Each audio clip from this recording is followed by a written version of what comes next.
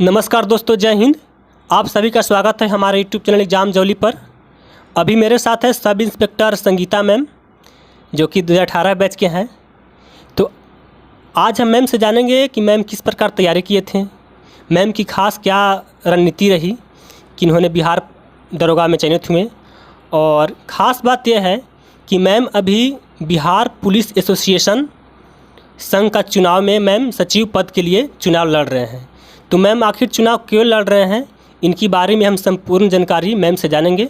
सबसे पहले आपको मेरे चैनल में स्वागत है। जी, आपका भी बहुत बहुत धन्यवाद जो आपने अपने चैनल में मुझे मौका दिया बोलने का। जी, बिहार पुलिस प्रदेश चुनाव अभी जो करा रही है एसोसिएशन का, तो आप बिहार एसआई के पद पर आप पोस्टेड हैं, तो आप क्यों सचिव के पद पर आप क्यों जाना चाहते हैं? आपको क्या खास रणनीति उसमें जाने का आपको प्लान है?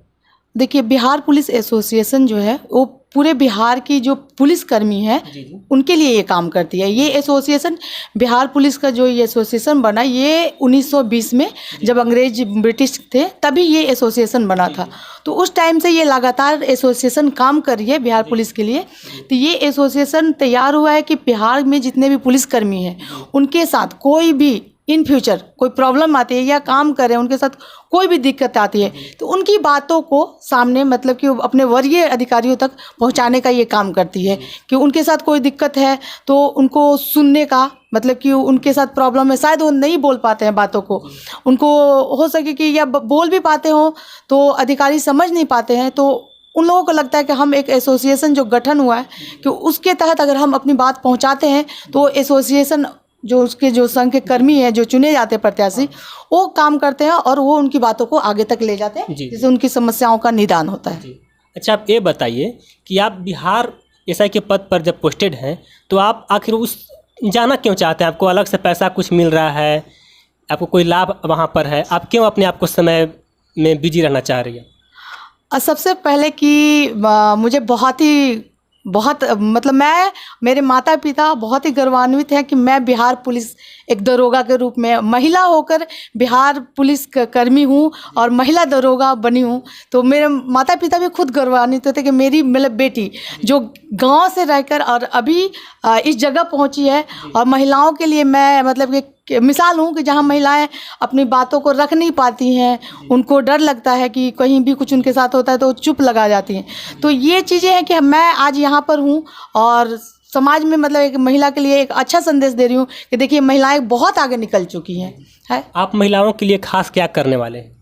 मैं महिलाओं के लिए, मैं अगर मुझे प्रतिनिधित्व मतलब मिला है कि मैं महिला के लिए काम करूं, तो मैं चाहूँगी कि मैं हमेशा मतलब कि आगे इसी तरह मैं काम करूं और भी आगे जाऊं और महिलाओं को मैं इतना सशक्त मतलब कि मैं सामने से दिखाऊं कि आप लोग भी अगर घर के काम को या कुछ भी जो आपको मिलता है टास्क उसको पूरा करते, एक फैमिली चला सकते, घर चला सकते, तो आप एक जो आपकी पूरी जो समाज में भी स्तर पर निकल के आप बहुत अच्छा काम कर सकते हैं। अगर एसोसिएशन में देखा जाए तो महिला की भागीदारी बहुत ही कम रहता है, क्योंकि उन लोग अपने पद पर ही बिजी रहते हैं। उन लोग का सचिव क्या होता है, एसोसिएशन क्या होता है, इन लोग ज़्यादा तामझाम में नहीं रहना चाहते हैं महिला।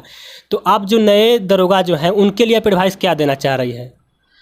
देखिए, महिलाएं जहाँ मतलब मैं ही महिला हूँ और मुझे मौका मिला है काम करने का, मैं 2018 बैच की महिला मतलब पुलिसकर्मी हूँ, तो मुझे मौका मिला है कि मैं अपने महिला समाज के लिए कि महिलाओं का प्रतिनिधित्व करूँ, आगे आई हूँ।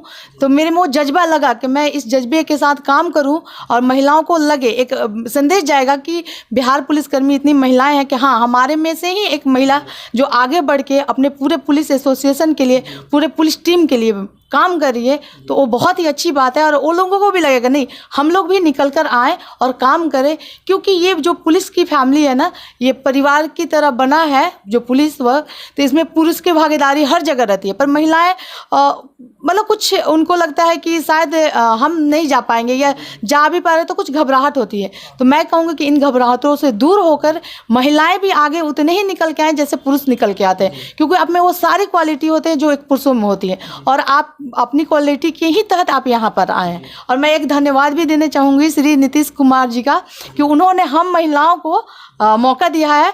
इससे पहले इतनी महिलाएं नहीं थी बिहार पुलिस में, बट अभी बहुत सारी महिलाएं बिहार पुलिस में काम कर रही हैं और उनके बदौलत ही इतना मतलब मिला है। तो हम तो उनको बहुत ही उनके शुक्रगुजार हैं नीतीश कुमार जी के, कि जिन्होंने मुझे और मेरे जैसे बहुत सारी महिलाओं को बिहार पुलिस में काम करने का मौका दिया है। जी बिल्कुल, सरकार का प्रयास है कि जितना पुरुष हैं उतना महिलाएं एकदम एक कंधे से कंधे मिलाकर चले, सभी पैरेलल रहें, कि महिलाओं का भी उतना ही भागीदारी रहे, पुरुषों का भी उतना ही भागीदारी रहे। क्योंकि इस समाज में जितना महिला की प्रॉब्लम को महिला पुलिस अधिकारी समझ सकते हैं, उतना वो पुरुषों अधिकारी के साथ अपनी विचार को नहीं रख पाते हैं। इसीलिए सरकार का आदेश है कि से महिला इसमें ज़्यादा बढ़ चढ़ के भाग लें। जी देखिए, महिलाएं पुरुषों के साथ सही बात है कि कोई भी महिला बहुत सारी बातों को पुरुषों के सामने नहीं रख सकती है, क्योंकि महिलाएं के साथ जो महिलाओं के साथ समस्या होती है वो महिलाओं से टॉपिक से रिलेटेड होती है, या उनके साथ कोई पुरुष गलत करता है तो उस चीज़ों को पुरुष के सामने वो खुल के नहीं बोल पाती है। तो मैं महिला एक पुलिसकर्मी हूँ, मेरे साथ भी ऐसा आता है कि कोई महिला आकर बताती है तो खुद ही बोलती है कि मैम मैं आपके सामने कंफर्टेबल फील कर रही हूँ, वो सारी चीज़ों को मैं आपके पास रख पाती हूँ। पर वहीं जहाँ पुलिसकर्मी जो मेल होते हैं उनके पास मैं नहीं रख पाती हूँ, क्योंकि मैं सहज नहीं फील करती हूँ। बहुत सारी ऐसी चीज़ें जब मैं खुल के नहीं उनको बोल सकती जितना मैं आपको बोल सकती हूँ। अभी देखिए, हम मैम के बारे में, फ्यूचर के बारे में जाने कि मैम फ्यूचर में मैम अभी चुनाव लड़ रहे हैं, इसके बारे में हम जानकारी लिए। लेकिन अब आते हैं हम मेन मुद्दे पर। आप बिहार एसआई की तैयारी कब से करना प्रारंभ किए थे? बिहार एसआई की जो वैकेंसी आई थी 1717 की 2017 में ही आई थी, दिसंबर में का टाइम था, उस टाइम आई थी। तो मैं उससे 1 साल पहले मैंने तैयारी करना स्टार्ट किया था, और मुझे था कि मुझे कुछ मतलब इसी तरह कुछ जॉब में जाना है, मुझे बनना है कुछ, क्योंकि मेरी उससे पहले पढ़ाई छूट गई थी 2-3 साल के लिए। तो मैं थोड़ा सा डिप्रेशन कह लीजिए कि मैं उस टाइप की रहती थी कि मुझे करना है, मुझे यही नहीं रुकना है। बट पढ़ाई रुक सी गई थी तो मेरी लाइफ लगती थी कि अब शायद आगे मैं नहीं बढ़ पाऊँगी। तो फिर मुझे लगा कि नहीं, मुझे बनना है तो मुझे खुद ही आगे आना होगा। और मैंने तब से 1 साल पहले ही पढ़ाई स्टार्ट की थी, और उसी टाइम मतलब 1 साल के बाद मतलब दिसंबर के माह में जब वैकेंसी आई तो मैंने उस समय अप्लाई कर दिया था। जी, आपने बताया कि हमने 2-3 साल पढ़ाई को गैप कर दिए थे। इसके बाद आपने कहाँ से आपका इतना मोटिवेशन आया, मोटिवेशन लेवल आपका हाई हुआ कि हमें बिहार दरोगा बनना है? क्योंकि आपने तो बीच में पढ़ाई छोड़ दिए थे। आपका मोटिवेशन का सोर्स बीच में आपको क्या रहा? आपने तो बोले कि हम डिप्रेशन में चले गए थे, इसके बाद आप कैसे निकले इस? मैं जब पढ़ाई छोड़ दी थी तो मुझे लगा कि अब लाइफ रुक सी गई है। मैं उसमें बस एक ही विचार करती थी कि मेरी लाइफ यही है क्या? मैं मतलब इसको लेकर हर टॉपिक को मैं डेली सोचती थी। मतलब रात में मुझे नींद नहीं आती थी, कि मुझे लगता था कि मेरी लाइफ यही थी क्या, मैं यही करना चाहती थी। क्योंकि मैं शुरू से एक समाज की भावना थी कि समाज के लिए कुछ करूँ, और अचानक से एक पढ़ाई रुक जाने से मेरी लाइफ ही पॉज हो गई थी कि मैं आगे बढ़ ही नहीं पा रही थी, ना मैं कुछ कर पा रही थी। तो फिर मुझे लगा कि नहीं, मुझे खुद से, ये मेरी जर्नी है और मेरी लड़ाई खुद से ही है। तो अगर किसी कारण मेरा अगर पढ़ाई छूटा है तो ये मुझे खुद से अब आगे करना है, और मैं इसके लिए खुद को आगे की। और माता पिता को भी अपना श्रेय देना चाहूँगी कि उन्होंने मुझे जन्म दिया है और उन्होंने मुझे मतलब मेरे लिए बहुत किया है। मैं घर में अपने सबसे बड़ी भाई बहनों में हूँ, तो मेरे लिए उन्होंने मतलब मुझे काफ़ी प्यार मिला है उन लोगों से। तो मैं अपने मम्मी पापा को भी श्रेय दूंगी कि मुझे आज मैं जो भी हूँ, आज उन लोगों की वजह से यहाँ तक। कई लोग बोलते हैं कि प्रिपरेशन के दौरान सोशल मीडिया से दूर रहना है या फ्रेंड सर्किल से दूर रहना है, तो इसके लिए आप अकॉर्डिंग आप क्या कहना चाह रहे हैं? क्या दूर रहना चाहिए सोशल मीडिया से, या दोस्तों के साथ नहीं रहना चाहिए? आपके अकॉर्डिंग क्या राय है?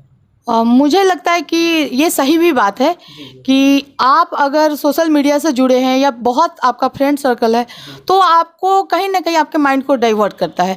क्योंकि अगर हम पढ़ना है, मेरा गोल है कि हमको अभी जॉब लेना है, या हमारे माता पिता अगर हमको जिस काम के लिए बाहर भेजते हैं, पढ़ाते हैं, पैसे खर्च करें अपनी जो डेली मतलब जो कमाते हैं, मतलब हो सकता है कि मिडिल क्लास से ही लगभग फैमिलियाँ होती हैं जो अपने पेट को काटते हैं अपने बच्चों के लिए, कि मेरा बच्चा अगर पढ़ जाता है, कुछ आगे करता है तो उसका एक भविष्य बन जाएगा।